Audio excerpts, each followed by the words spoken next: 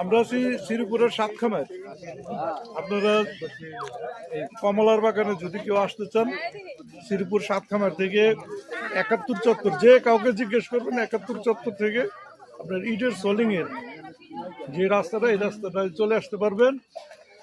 আর gate দিয়ে ঢুকতে আমাদেরকে বাগানের যে কন্ডিশন বললো, কমলা এখনো পরিপক্ক হয় নাই, কালার দেখা যাইতেছে সুন্দর, কিন্তু এখনো পরিপক্ক হয় নাই। শুধু বলছে আপনারা দর্শনার্থী হিসেবে ভিতরে যাবেন, দেখবেন, একটা ফলও ছিঁড়তে পারবেন না, নষ্ট করতে পারবেন না।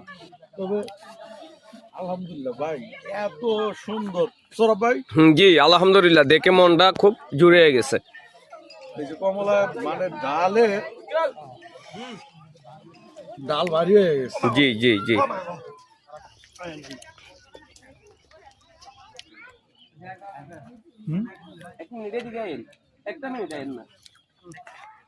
আসলে ভাই পরিপক্ক হয় নাই এটা এখনো ওইরকম ভাবে।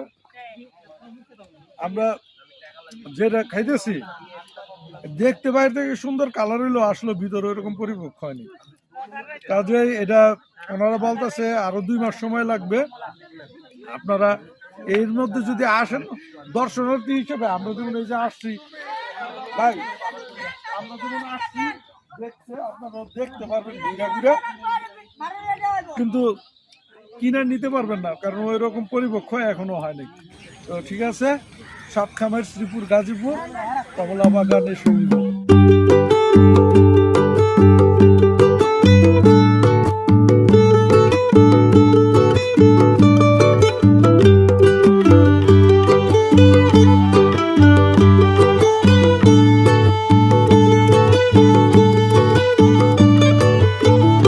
পরাণ বাঁধিও যতনে